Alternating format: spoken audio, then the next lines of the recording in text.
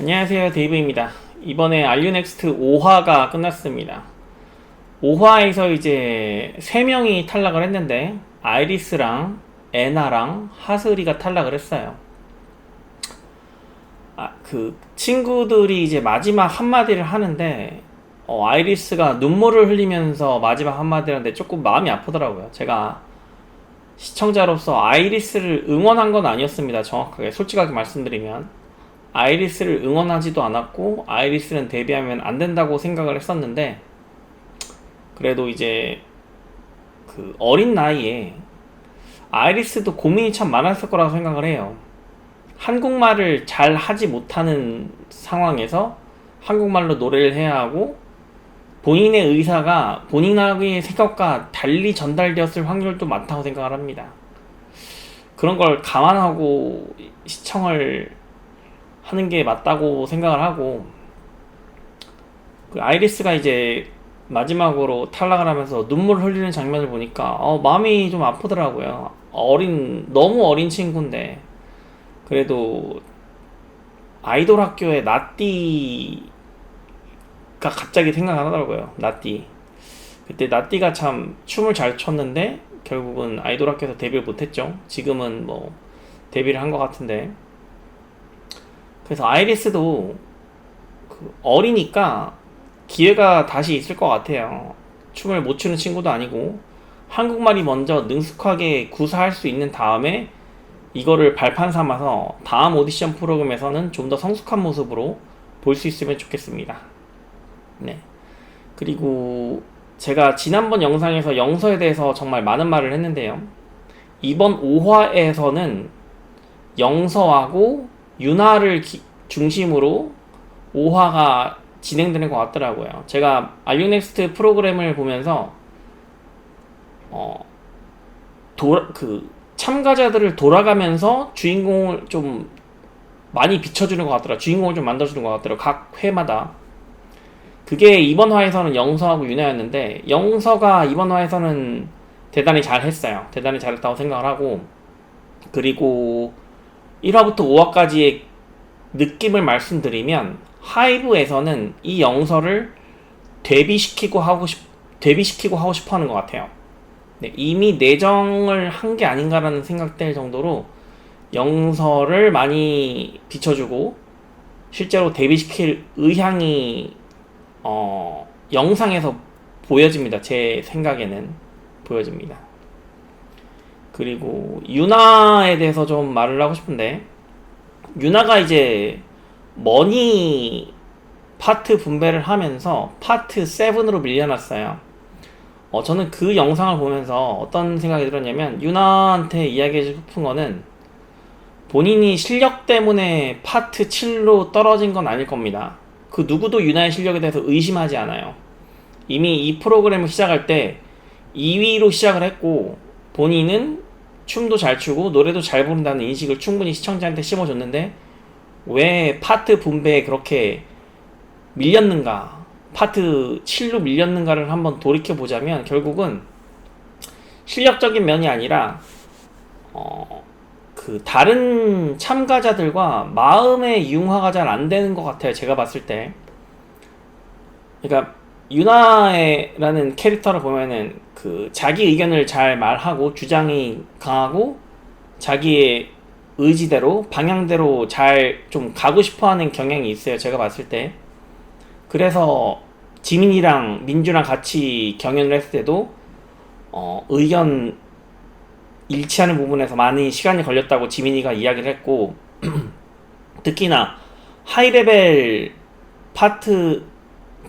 유닛에서 혜원이가 리더로서 파트를 분배할 때 유나가 귓속말로 혜원이한테 뭔가 자기 의견을 전달하는 모습을 보고 지현이가 거기에서부터 지현이가 이제 혜원이의 파트 분배가 진행 상황이 지연되는 것에 대해서 약간 짜증을 냈지만 결국은 유나가 귓속말로 뭔가 말하는 것에 대해서 짜증을 냈다고 저는 봅니다. 그런 것들이 화면에 다 비춰지진 않았지만 결국은 참가자들 입장에서는 그런 것들이 마음속으로 쌓이지 않았을까라는 생각을 좀 해요. 그래서 심리적으로 참가자들의 마음과 약간 좀 단절돼 있지 않나라는 생각을 좀 합니다. 그런 부분은 유나가 한번 곰곰이 생각을 하고, 친구들이 다 어리잖아요. 친구들이 다 어리고 본인은 이제 연습 생활도 오래 하고 지금 대단히 조급하고 이 기회가 마지막 기회고 갈증을 느끼는 것도 알고 있습니다만, 나름 언니 계열에 있고 연습생 생활을 많이 했으니까 친구들의 부분도 감싸주는 것이 본인의 역할이에요. 친구들이 다 꼬맹이란 말이죠, 꼬맹이. 그리고 뭐 유나도 어리지만 유나도 어떻게 보면 꼬맹인데, 그래도 꼬맹이 중에서도 언니 꼬맹이니까 그런 부분을 감싸주고 가는 것이 본인한테도 좋다. 본인한테 좋다고 봅니다. 그래야 나중에 실력은 이미 기본이 바탕이 돼 있으니까 참가자들의 마음을 얻어야 본인이 좋은 파트도 얻어갈 수 있는 기회가 많이 열릴 수 있다고 저는 생각을 합니다. 특히나 이번에 영서랑 파트 2 경쟁을 할 때 본인이 파트 2를 차지하려고 영서를 파트 1에 추천하는 것은 모르겠어요. 그 전략적으로는 정말 좋은 전략이라고 생각을 하는데, 이거를 시청자들이 보고 있다는 걸 알아야 돼요. 시청자들이 보고 있다는 걸 알아야 돼요. 본인이 실제적으로 그 파트 2를 얻었을 수 있을지 모르겠지만 시청자들의 마음을 얻지 못하면은 그거는 데뷔하고 나서도 본인에게 단점이 될 겁니다. 악영향으로 작용할 겁니다. 그걸 좀 말해주고 싶어요.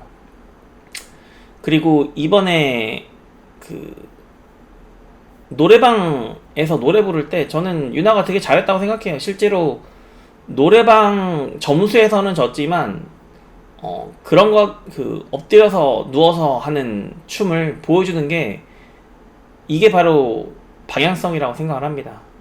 그리고 이번에 백예린의 우주를 건너에 대해서도 조금 말을 하고 싶은데, 저는 원희가 제일 노래를 잘 불렀다고 생각을 해요. 원희가.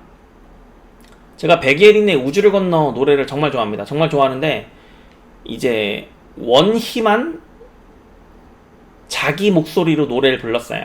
결국은 정은이는 노래를 못 불렀습니다. 참고로 정은이는 그래서 노래를 못 불렀으니까 거기서 제외를 하고, 나머지 지우하고 유나가 있는데, 지우하고 유나는 그냥 기술적으로만 노래를 불렀어요. 그리고 너무 백예린을 흉내내라고 했어요, 노래 부를 때. 제가 예전에도 뭐 걸스플래닛이나 반가워 설렘 할 때도 이런 말을 한 적이 있는 것 같은데, 제가 노래를 잘 부른다 못 부른다고 나누는 기준은 그겁니다. 평가하는 기준은 그거예요. 제가 듣기 좋냐 안 좋냐. 결국은 대중음악 있잖아요. 대중음악인데 제가 뭐 음악을 전공한 사람도 아니고 작사 작곡에 대해서 전혀 모릅니다. 음정 박자 뭐 그런 거는 이제 전문가들이 판단할 문제고, 저는 그런 것을 보는 게 아니라 대중음악이라면 대중에 좀 더 다가가야 되는데, 저 같은 일반인, 아저씨 일반인이 그냥 무심코 들었을 때 와 좋다라는 느낌이 들어야 되는데, 제가 듣기에는 지우랑 유나는 그렇게 좋아 보이지 않았어요. 저는 유나를 응원하는 입장이지만 입장임에도 불구하고 이렇게 평가하는 겁니다. 결국은 원희처럼 자기 목소리로 이 노래를 불러야 되는데, 지우랑 유나는 오히려 백예린의 느낌을 좀 내려고 포우저에 지나지 않았다는 거예요. 포우저가 돼서는 안 됩니다. 자기 목소리를 내주세요. 자기 목소리를. 특히 지우가 그런 느낌을 너무 많이 주더라고요. 그래서 예전에 지난번 알리넥스트 영상에서도 지우의 목소리를 듣고 심사위원이 그런 말을 했죠. 너무 기술적으로만 부르는 습성이 있다. 저도 동감합니다. 거기에 대해서 너무 동감을 하고, 백예린의 노래를 본인에 맞게 본인의 목소리를 불러야 되는데, 나는 백예린의 느낌을 내려고 너무 강조한 게 지우에게는 악영향이라고 보고, 오히려 그 4명 중에서는 원희가 혼자만 돋보였다고 봅니다. 원희를 응원하기 때문에 원희가 돋보였다고 보는 게 아니에요. 원희 혼자만 자기 목소리로 노래를 불렀다고 보는 겁니다. 제 입장에서는. 그런 부분이 있었고, 제가 이제 알리넥스트 영상을 보면서 가장 크게 드는 의문점은 여기서 이제 22명이 어떠한 조합을 했을 때 과연 이 그룹이 잘 나갈 수 있을 것인가를 고민해보면, 저는 조금 아직도 하이브의 의도를 모르겠어요. 하이브의 의도를 모르겠어요. 여기서 어떤 조합을 한 그룹이 나오면 제가 과연 르세라핌보다 이 그룹을 더 좋아할까? 라는 질문을 요즘 자꾸 저에게 던지고 있는데 답이 안 나와요. 답이 안 나와요. 현재로선 답이 안 나옵니다. 물론 나머지 5화를 지켜봐야 되겠지만 그 이유를 좀 분석을 해봤는데 결국은 그런 겁니다. 일단 재방송이 너무 없어요. 재방송이 너무 없고, 제가 왜 재방송 이야기를 드리냐면 결국은 이게 어떤 참가자한테는 이 재방송을 많이 하는 것이 이득일 수 있고, 어떤 참가자한테는 재방송을 많이 하는 것이 악영향을 미칠 수 있습니다. 어떤 참가자는 이제 보자마자 그 참가자가 눈에 돋보이는 참가자면은 그 참가자를 선호하게 마련이죠, 시청자들은.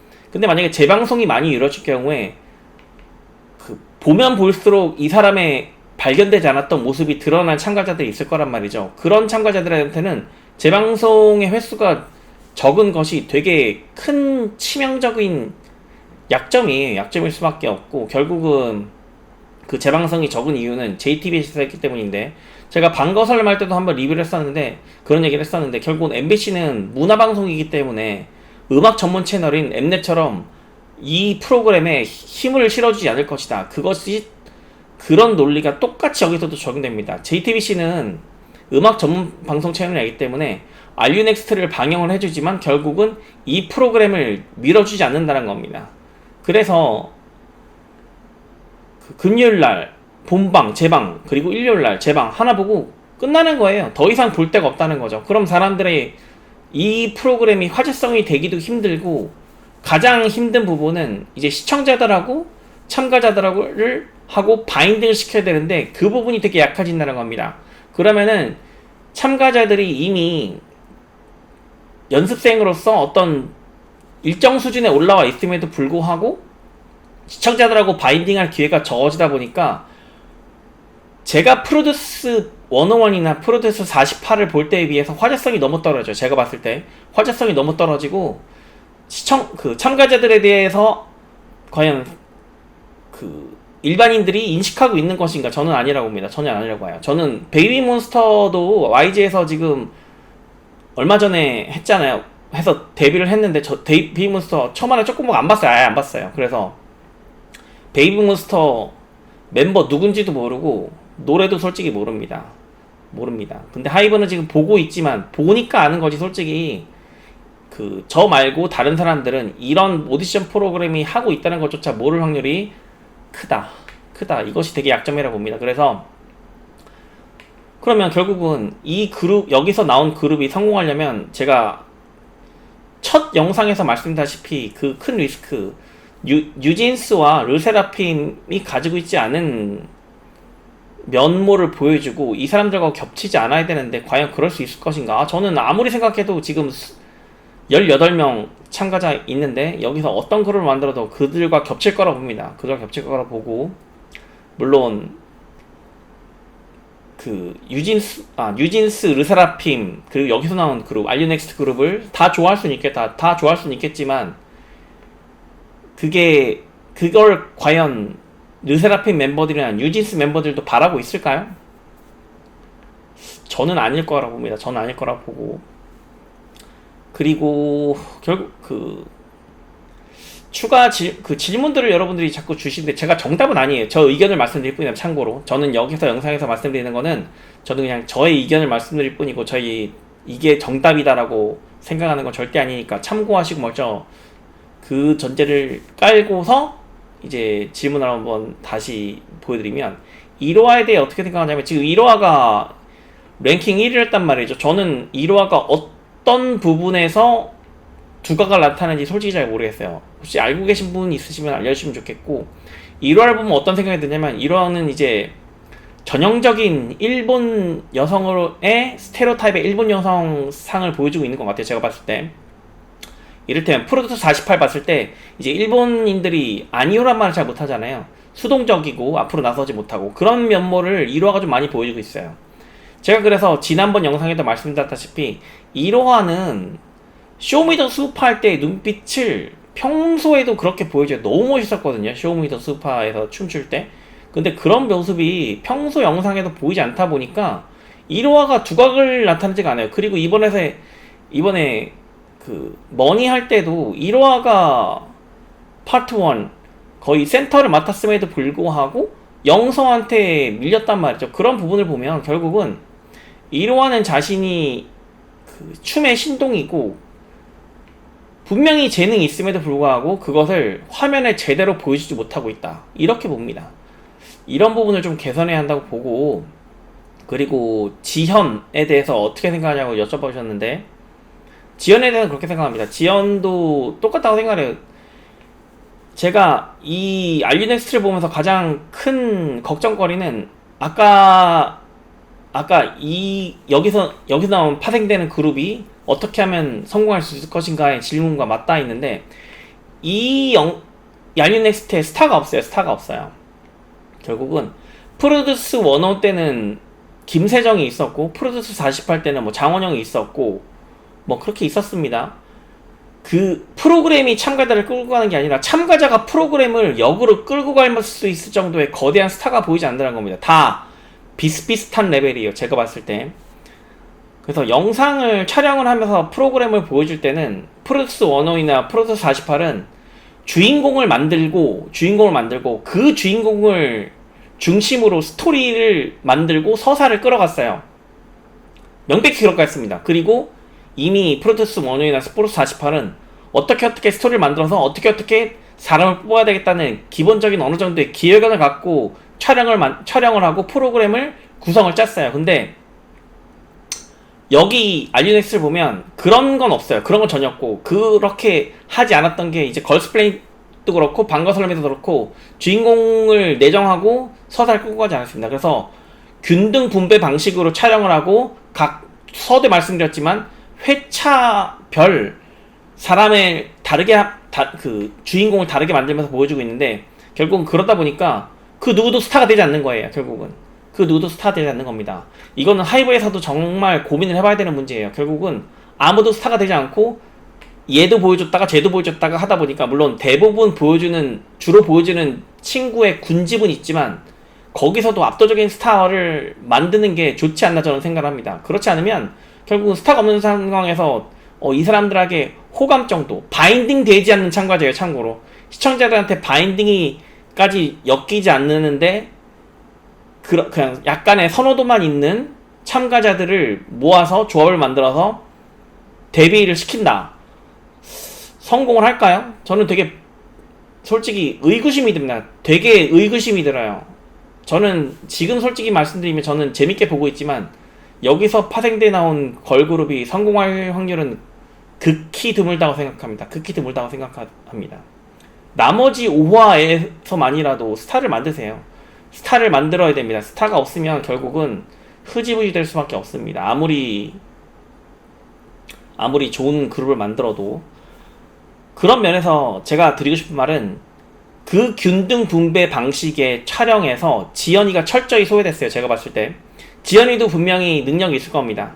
두각을 나타낼 수 있고 본인이 어떤 춤이나 노래에 일감이 있을 거라고 보는데, 그런데 이제 회차별 주인공에서 지연이는 항상 배제되어 있어요. 그래서 그런 부분이 좀 아쉽고, 솔직히 제가 그 지난 영상에서 6인의 데뷔 멤버, 예상 멤버, 제가 선호하는 멤버들을 보여줬는데, 혜원이에 대해서 어떻게 생각하시는지 여쭤봤는데, 결국은 혜원이랑 유나가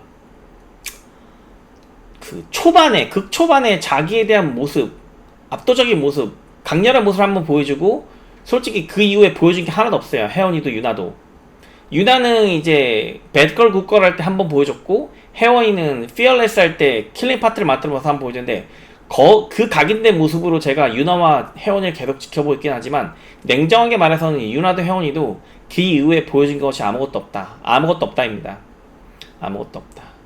그리고 어떤 분이 이제 원희가 김리원하고 겹친다고 댓글을 주셨던데, 저는 제가 반가워 설렘도 봤지만 원희랑 김리원이 겹친다고 생각은 전혀 하지 않습니다. 전혀 하지 않고요. 우선 물론 그렇게 생각하는 시청자들도 계실 것 같아서 저의 논리를 좀 더 펼쳐보자면, 제가 영서가 카리나하고 이미지가 겹치니까 신선하지 않다라고 말을 했는데, 그러면 김리원이나 클라시에 대해서 과연 생각을 해보면 이 클라시라는 그룹 자체를 아는 사람이 국내에 있을까요?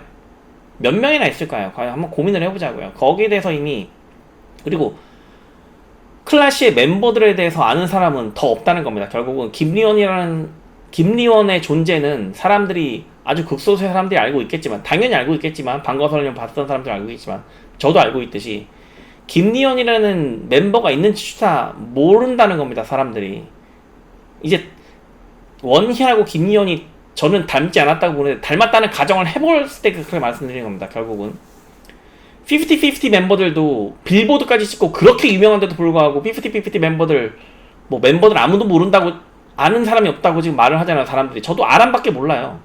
근데 클라시라는 그룹이 존재하지도 사람들이 모를 텐데 김리원을 아는 거는 거의 확률이 0%일 것 같습니다. 무슨 얘기냐면, 영서에 대해서 말을 할 때는, 제가 영서가 데뷔를 해서 인기를 얻으려면 카리나를 뛰어넘어야 된다고 했어요. 조건을 붙였습니다. 결국은 영서가 데뷔해서 카리나를 뛰어넘으면 데뷔도 좋다는 말이에요. 제 입장에서는. 인기를 얻고. 김리원은 지금 시장을 장악한 적이 한 번도 없어요. 카리나는 1군 8 대장이란 말이죠. 그래서 김리원하고 이미지가 겹치지도 않지만, 겹치더라도 김리원하고 쌍디겨도 상관없어요. 이원이가 김리원은 완전 똑같이 생겨도 상관없어요. 김리원은 이미 국내에서 시장을 형성 자체를 못했기 때문에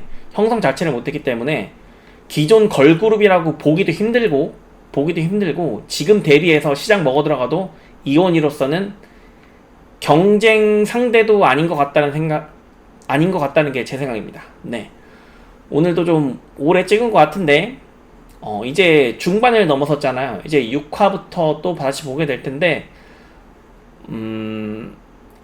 제가 마지막으로 드리고 싶은 말은, 지금이라도 스타를 만들어야 됩니다. 안 그러면은 그냥 좋은 게 좋다 식으로 그룹, 뭐 얘가 잘하니까 얘도 뽑아가지고, 그래서 여성분 뽑아가지고 데뷔시키면은, 제가 봤을 때 이 그룹은 성공할 확률이 지극히 낮아 보입니다.